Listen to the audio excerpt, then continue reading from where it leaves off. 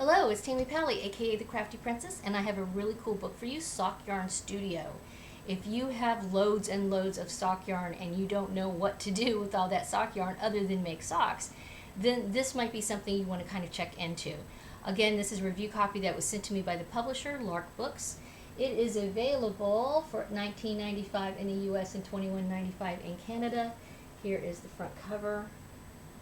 The author is Carol J. Sulcoski. Here is the back cover.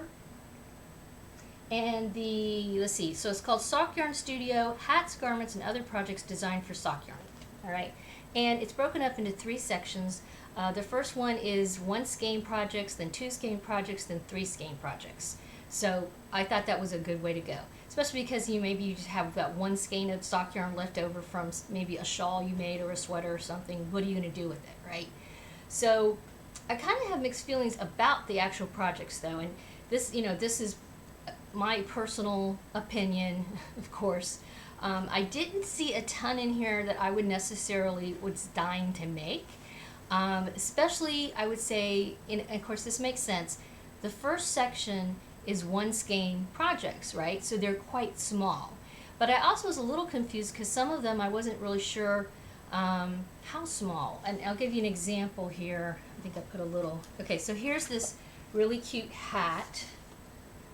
All right, and then they show it again on this model. It's the same model, but she looks awfully small to me, and that was, I guess, generally some of the things.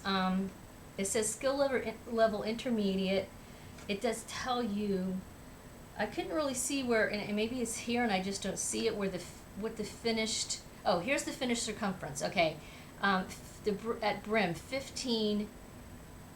Oh, so 15, 18, 21, 24. Yeah, I don't know. Like, I guess the reason why things started looking small to me too is, here's a scarf. It's long and thin. And I don't know, for me, I prefer wider scarves. So just be aware of that. The 1 skein yarn projects do use 1 skein, so that's super nice. But they're small, understandably. They're things like a small hat or this little cowl. Okay. Now, of course, when you go on to the other sections, there are bigger projects because you have more yarn. So, let's see. But what's also nice, I think, too, is that, you know what the weight of the yarn is. Here, this is cute. This little baby sweater, adorbs. Super cute. Doesn't look overly difficult either. So, so the 2 skein ones. Oh, let's see. I think there was a scarf too. I will have to say. This was in the 3 skein section there. A pillow. So there's a lot in this book as far as I would say selection goes. Anywhere from a small, thin, little, easy to make scarf to interlock like that pillow. So to me, I wouldn't necessarily say a beginner would find this something they could just step into.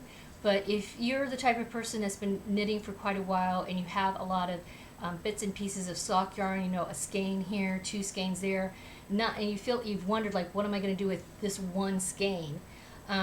Then this is probably a book you probably want to take a look at. Like I said, there were things in here. I liked that little baby vest.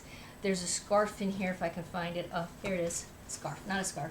A shawl. I thought this was super pretty. But of course, this is in the 3 skein. The 3 skein project. So I just think I noticed that for me, I prefer most of the projects that required 3 skeins versus 1. And then the 2 I was kind of in between with. So yeah, here you go. Sock Yarn Studio. I'm actually thinking I might use this as a giveaway book because I could just, like I said, I know lots of people have sock yarn, so this seems like a really good go-to book for using up those odd leftover skeins. Well, that's it for this review. Thank you so much for stopping by, and I appreciate it. Have a wonderful crafting day.